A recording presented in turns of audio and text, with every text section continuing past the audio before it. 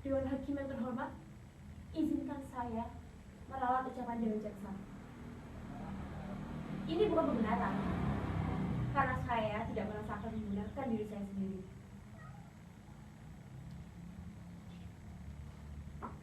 Nama saya Sumara. Saya adalah seorang perempuan, seorang TKW, seorang pembunuh, dan seorang pesakitan. Apapun yang akan saya katakan adalah hitam putih saya, merah biru abu-abu saya. Benar atau salah ucapan saya, menurut apa dan siapa, saya tidak peduli. Ini kali terakhir, biarkan mulut saya bicara. Untuk itu, kepada Dewan Hakim, jangan ditanya dan jangan dipotong. Saya tidak butuh pembela, penasihat hukum. Saya tidak butuh, karena memang saya tidak punya uang untuk membayarnya.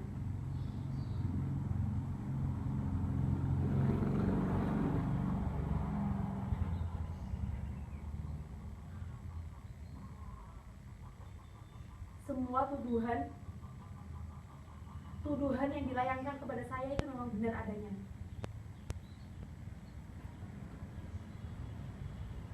Hukum dan vonis mati saya terima tanpa mengajukan pembelaan, banding, atau apalah itu namanya. Dan saya tidak akan membayar sepeser pun untuk mengizinkan pembebasan dari tuduhan. Toh, kematian adalah kelahiran kedua. Kalau memang ini adalah winara saya, mau bagaimana lagi? Tenang, tenang. Saya tidak butuh empati. Karena dalam hidup saya tidak ada segala sesuatu yang tanpa resiko atau imbalan. Jadi, biarkan saya bicara dan mengalir seperti air dari hulu ke hilir. Maaf, bahasa saya bertele-tele. Jadi langsung saja. Nama saya Sumara. Umur saya sekitar 36 tahun. Saya adalah seorang TKW. TKW? Babu maksudnya. Tapi tidak apa-apa. Saya bangga menjadi babu. Justru itu adalah keputusan besar. Saya berhasil mencapai titik terendah dari sebuah pekerjaan, yaitu menjadi babu. Itu merupakan keputusan yang besar yang berani saya ambil. Bertahun-tahun saya menjilati kaki orang. Saya tidak pernah bicara. Karena apa? Bicara adalah bencana bagi saya, Simbo, bagi kami.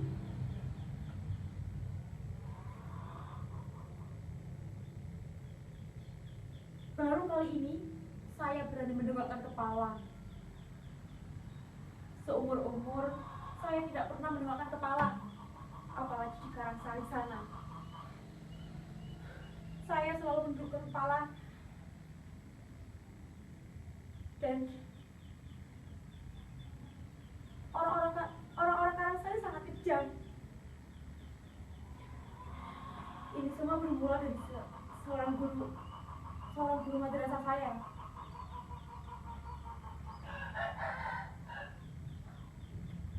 Jadi begini, para jenderal yang dibunuh dengan kejam oleh orang-orang PKI adalah tindakan yang tidak bisa dibenarkan.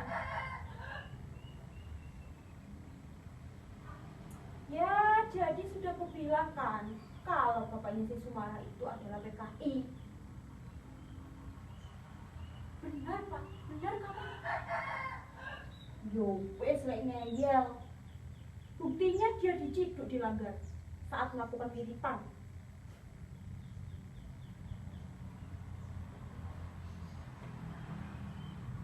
Saya hanya bisa diam. Sewaktu saya menoleh ke belakang, bukannya apa, saya menoleh karena saya mendengar teman-teman saya berbicara bahwa bapak saya PKI, bapak saya diciduk. Lalu ketika saya menoleh ke belakang, mereka bilang, anak cidukannya lagi menoleh, diam.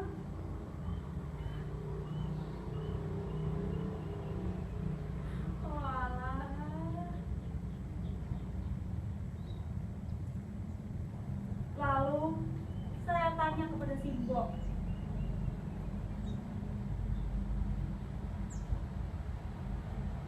Simbo, apa benar bapak itu PKI? Sumara, kamu itu lebih percaya omongan orang apa Simbomu sendiri?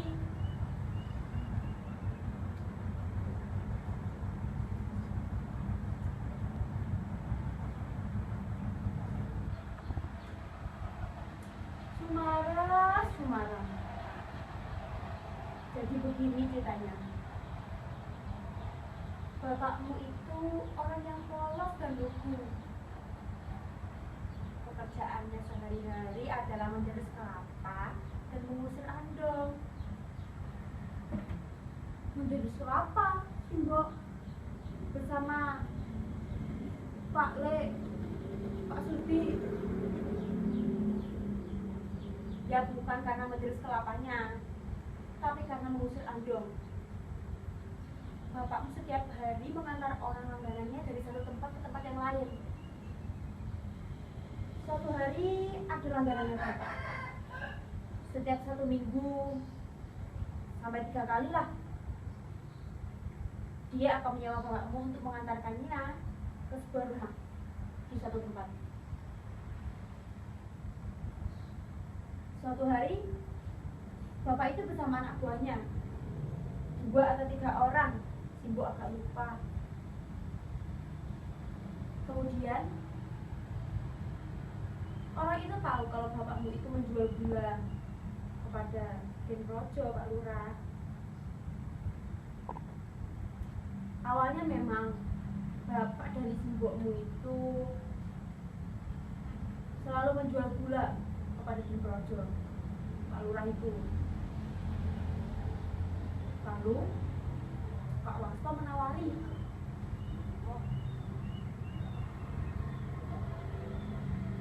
Pak, bagaimana kalau gulanya dijual ke saya saja? Ini untuk koperasi saya di sana. Tentu bapakmu itu mau, karena waktu itu Pak Wasto menawarinya dengan harga yang lebih tinggi daripada Pak Lurah. Tapi bapakmu itu orang baik loh. Dia tidak pernah mau mengkhianati orang lain. Akhirnya dia tetap menjual gulanya kepada Pak Lurah. Namun tidak sebanyak yang dulu. Bapakmu tetap memberikan hasil gulanya kepada Pak Lurah dan juga kepada Den Wasto. Sampai suatu hari Pak Lurah bertanya kepada bapakmu, loh Pak, Bapak jualan gula sekarang? Bapak menjual gula di koperasi dari PKI itu toh? Lalu bapakmu hanya menjawab, iya Den, Pak Wasto yang minta saya untuk menyetor gula di koperasinya sana. Tanpa berpikir panjang dok, bapakmu itu tidak tahu, tidak pernah berpikiran buruk pada orang-orang PKI itu.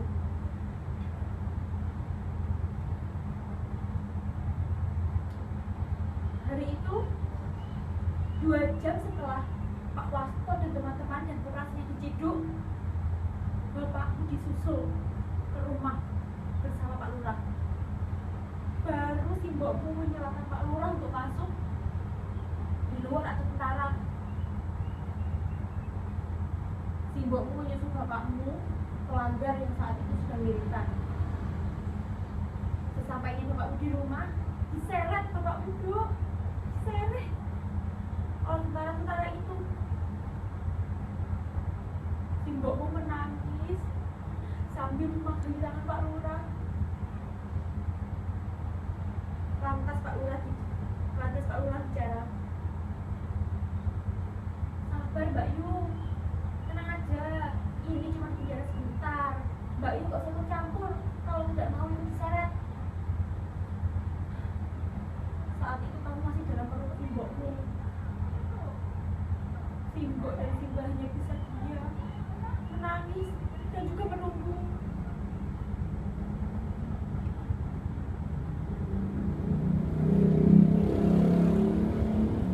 Hampir setiap hari Simbok dan Simba selalu bertanya kepada Pak Lurah, di mana bapakmu berada?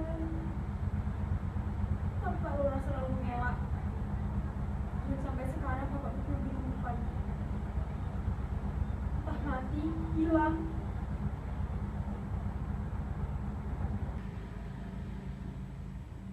Begitulah Yudarsi, Simbok, Simba, dan Kang Rohima tidak pernah bertemu dengan bapak lagi. Begitu pula dengan saya. Sekalipun saya tidak pernah melihat wajahnya. Namun, bayangannya terus menguntit di pikiran saya, membuat saya takut mendongak, membuat saya takut bicara, membuat saya kehilangan separuh hidup saya. Selepas madrasah, keuangan Simbok tidak cukup untuk membuat saya sekolah lagi. Akhirnya saya ikut Yudarsi ke kota untuk bekerja. Apalagi kalau bukan menjadi babu. Saya bertahan 2 tahun di sana. Selama saya bekerja, saya selalu mengirimkan sebagian uang saya kepada Simbok, dan sebagian lagi saya tabung untuk sekolah. Tentu saja untuk sekolah. Saya tidak mau sebodoh bapak, sebodoh Simbok maupun Simba. Saya ingin sekolah, dan akhirnya saya bisa sekolah. Saya habiskan waktu saya 12 tahun mendengarkan guru bicara di kelas. Namun, selepas pulang sekolah, saya langsung menjadi guru genting kepada Kang Cipto. Ya buat apa lagi, tentu saja untuk mencukupi kebutuhan sekolah saya. Saya hafalkan semua rumus matematika. Tangen, kosinus, diferensial, teori Archimedes, semuanya saya hafal. Bahkan di Cikotong ada tambang emas, di Papua ada tambang emas.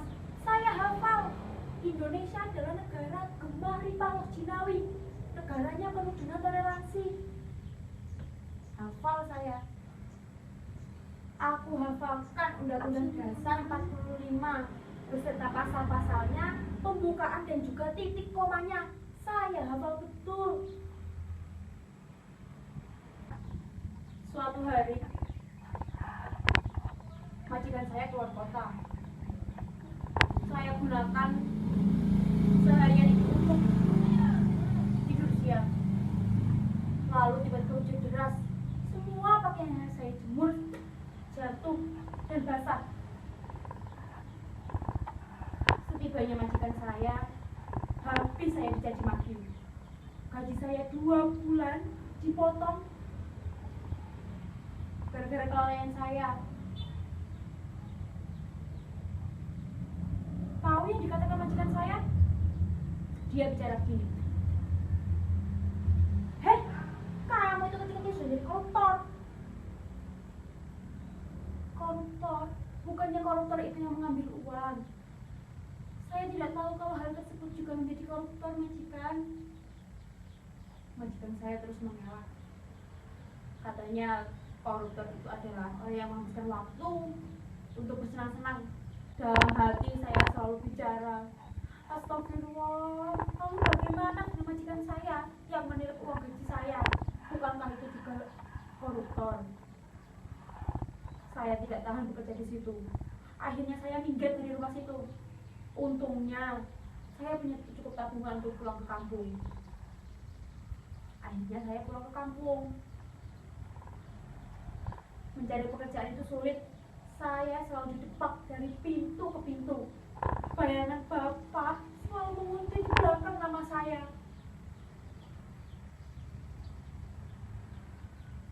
Pernah waktu itu saya meminta surat bersih diri kepada Pak Lurah. Lantas Pak Lurah bicara, "Ya mana berani saya mengeluarkan surat bersih diri kepada kamu. Kamu tahu, gundulku ini taruhannya. Kamu juga sudah tahu kan alasannya kenapa kamu tidak bisa mendapat surat bersih diri dari saya. Ya karena bapakmu itu PKI. Hancur hati saya berkeping-keping. Bayangan Bapak yang selalu menguntit di belakang nama saya membuat saya tidak bisa bekerja lagi. Hanya pekerjaan menjadi babulah yang cocok untuk saya.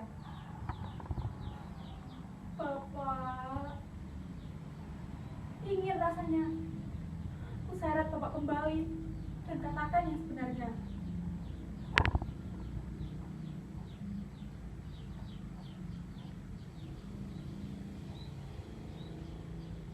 Lalu aku pernah dengar tetanggaku berbicara. Ya, meskipun itu bisik-bisik, aku juga bisa mendengarnya. Yuk,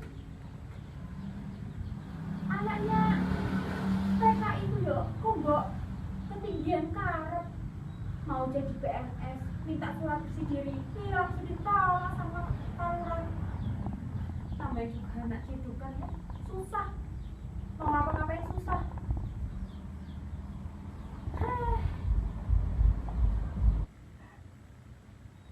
Lalu saya akhirnya pergi bekerja ke kota.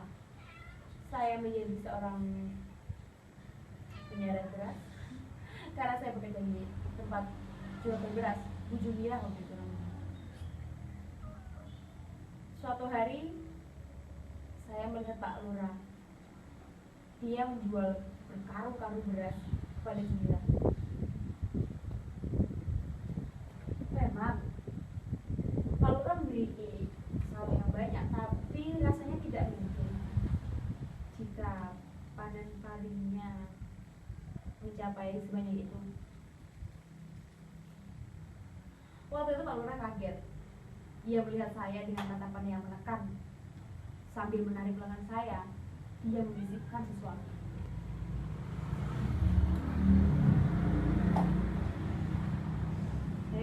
Sum, ini loh uang saku buat kamu. Tapi saya tahu kalau itu bukan benar-benar uang saku. Tatapan Pak Lurah yang mengatakan segalanya bahwa saya tidak perlu berkata hal ini pada siapapun.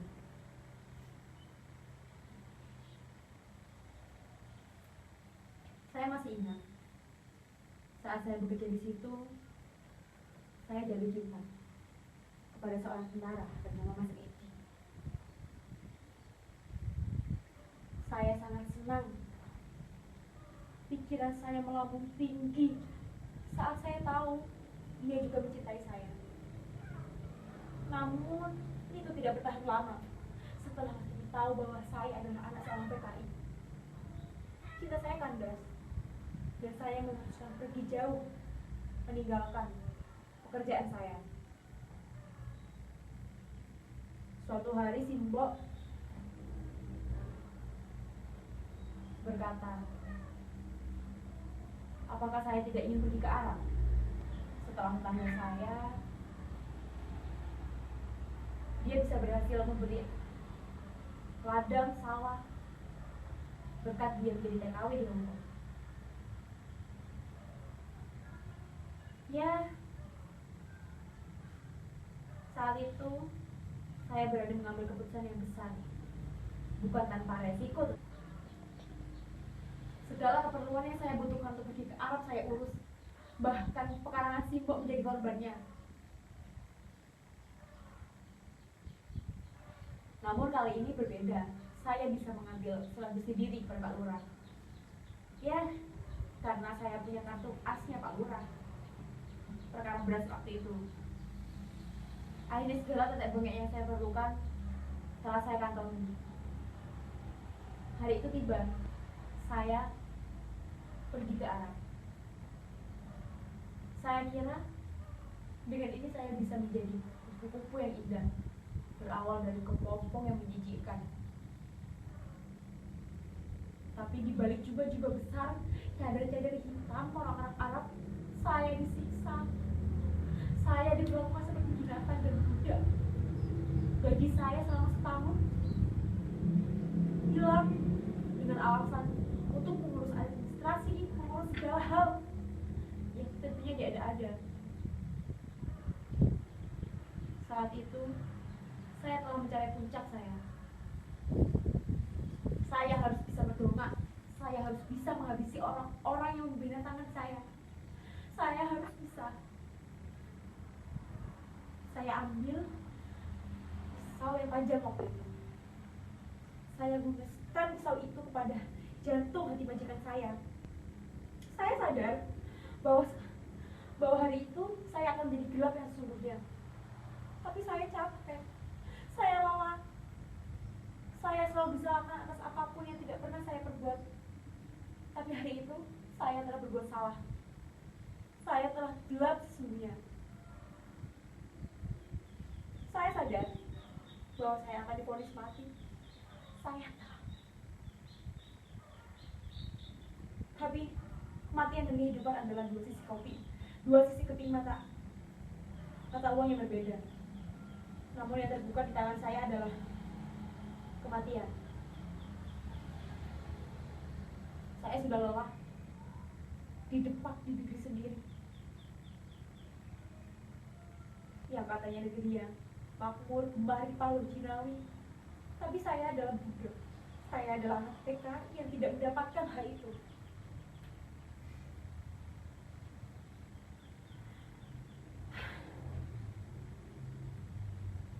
Nama saya Sumara.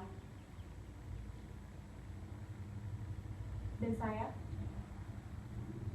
berani mengambil segala hal.